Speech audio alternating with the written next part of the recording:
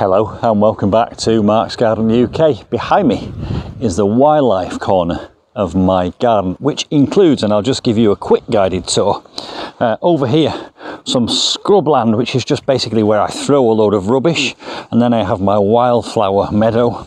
There's a viewing platform up here which I can climb up and look down on the pond and over the open countryside. Then down here on my left there's an underground path here which leads from the hedge at the back into the pond.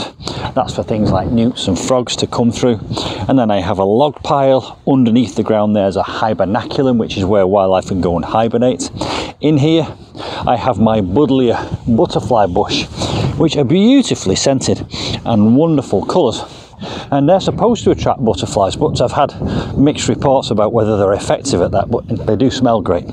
Anyway, this video is to give you an update about the wildlife pond, because Vicky sent a message on YouTube saying, can we have an update? So I'll give you an update on what's happening in the wildlife pond, because it has progressed. I'm just back off 2 weeks on holiday and a week on business in Berlin, and I can see changes noticeably. So what I'm going to do is I'm going to get hold of the camera and give you a handheld guided tour of the wildlife pond. You won't see me, you'll just see my hand pointing at various things and observations. So here we go. Let's have a closer look into the wildlife pond and see what's happened since I finished it about 2 months ago. So here's the pond. There's a wildflower meadow. There's the scrub area, which is where I throw all my rubbish. And we'll go and visit the log pile and the buddleia butterfly bushes in a moment. But the first thing I really want to point out is here, the fact that I've left the area of grass all the way around the edge of the pond, the perimeter. I've left it to grow long. They do say if you want an effective wildlife garden, don't try and be too neat. And I'm following that principle. I pretty much follow that principle throughout my garden, actually, because I went for perfection and I never stopped working on it. So anyway, here's a lovely long border of long grass, and if we get up close, we'll see that we have grass seed. Now, what's the point of grass seed? Well, it's good for birds and it's good for rodents when it falls on the floor.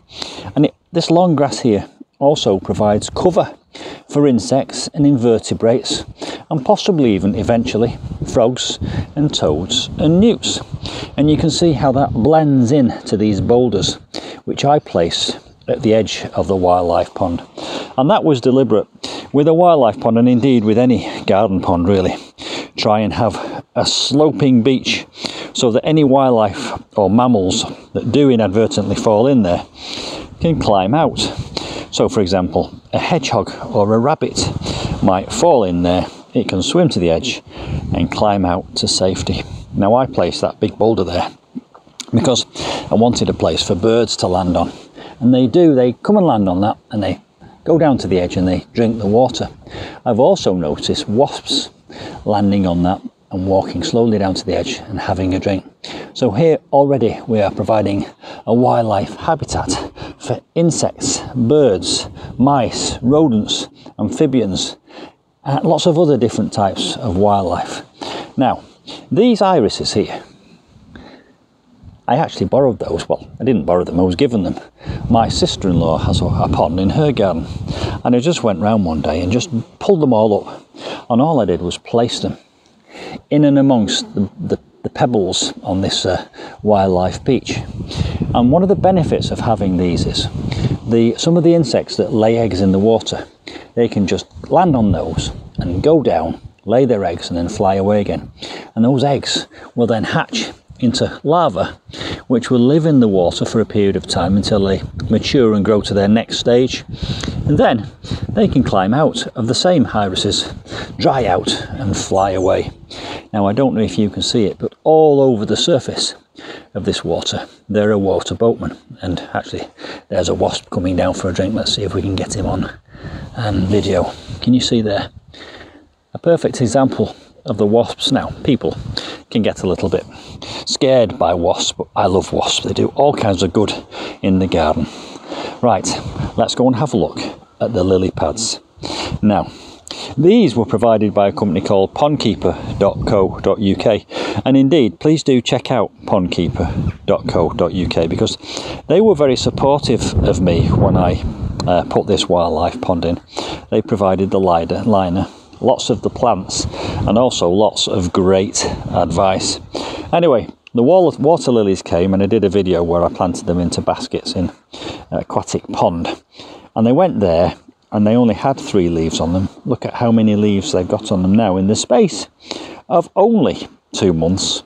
Now they're in relatively shallow water. You can probably see the pot just below the lily pads there.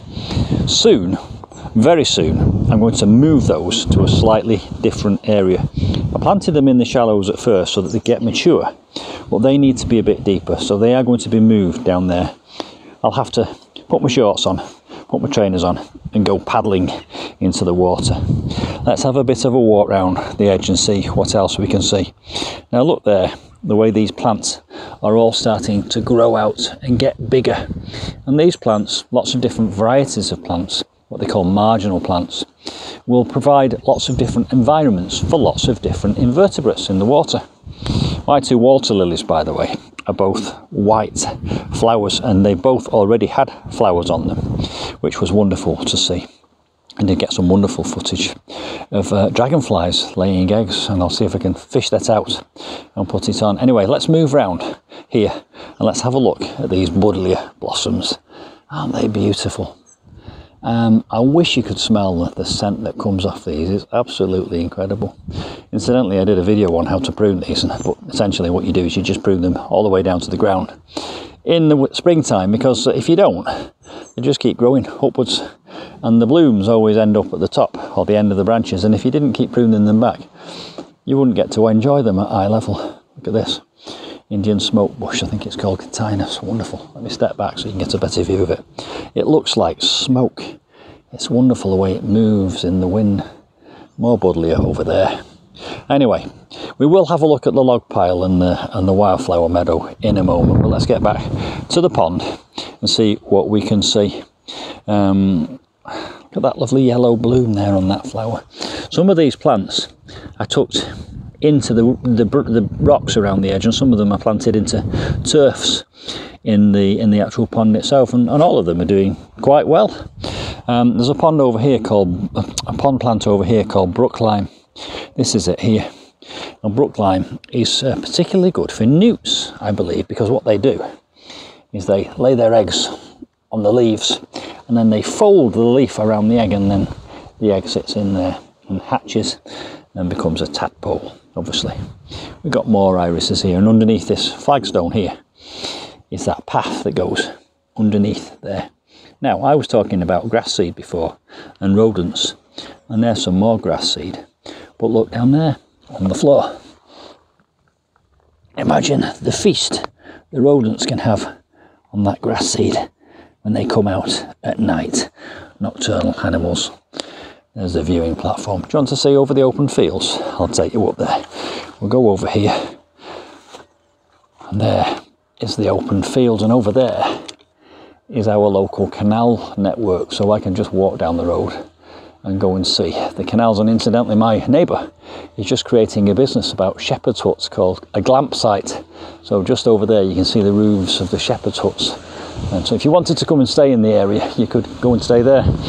So let's have a look at the pond from up here. There's the cottage in the distance, and there's the pond looking down over the top of more buddleia. I haven't planted these buddleias. These are self-seeded, and that's one of the warnings about buddleia. They're very, they can be very invasive. They seed everywhere, and that's why I've got several. I've left lots of nettles, and there is a butterfly right on cue. Let's see if we can get him. I keep saying him.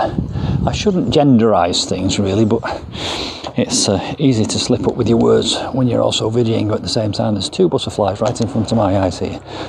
There's one. Look at that. A butterfly on the butterfly bush. 1 there, and another 2 right there. There's 3. So buddleia is good for butterflies, and here's another. Let's have another look at this one. Look at that. Did you see that then? Absolutely stunning. The problem with butterflies is as soon as they see any movement, they fly away. So the best thing to do sometimes is to stand still and wait for them to come to you. Did you see it? Let's progress to the wildflower meadow. Look at this. Look at the variety of plants and flowers in there. And that came from one box of seeds that I just scattered and raked into the soil. There's a whole video on it, and this is what you get. An abundance of flowers, which are just wonderful for all different kinds of insects. There's cornflowers, there's some kind of daisy, there's borage down here, which is edible. You may not be able to see it on the video, but on each and every one of these, there's an insect busily going to work. Let me see if I can stabilise that for you. Insects everywhere, not just bees, not just butterflies, but all kinds of different insects. It's just wonderful. I love it. I could spend half the day in here, and indeed I could spend half the evening in here. And the other day, about 9 o'clock at night, I came and sat on that boulder there, and I sat here just looking, waiting for the sun to go down, and bats started to fly around the pond in mid-air just above here, circling. They came over that hedge there from where they've been roosting, and they flew round in circles, and I was sat on that boulder and they're within a metre of my face. So again, the evening insects which are over the pond are now feeding the bats that roost in the local barns and trees. So there we are, a bit of an update. And what I do like about it now is that the water's gone kind of off colour. At first it was a little bit too clear and it didn't look very natural, but now it's gone off colour and looks very natural. We've got some of that deadly duckweed here, can you see? Don't know where it's come from, but it's found its way here. Something to be aware of. Again, it's quite invasive, but I don't mind at the moment. I'm going to leave it because I don't mind the idea of quite a lot of the water surface being covered in that for now. And whilst it's growing, it's taking excess nitrates out of the water and nitrites, so it's doing a good job whilst it's growing. But when it becomes too invasive, I'll go in there and rake a load out, and I'll throw it on that mound over there, and it can feed the soil. So there we are, Vicky and everyone else, an update on the wildlife pond in the wildlife corner of my garden. I'll come back on camera now and say goodbye. So here we are, back where we started. Hope you've enjoyed that update. Every time I go away and come back again, this pond has changed, so I'm really looking forward to watching it fully mature. And then in the spring, I'm really hoping that we get some amphibians, frogs, toads and newts in the water. And I heard that the way they find water is by smell. They can smell stagnant water as the water starts to warm up in the springtime. Frogs, toads and newts can smell it. And it's the springtime when you'll find them in the water, because they go in the water to breed, but most of the year they spend out of the water. Hope you've enjoyed that. Please do come back soon for some more gardening adventures. Bye for now.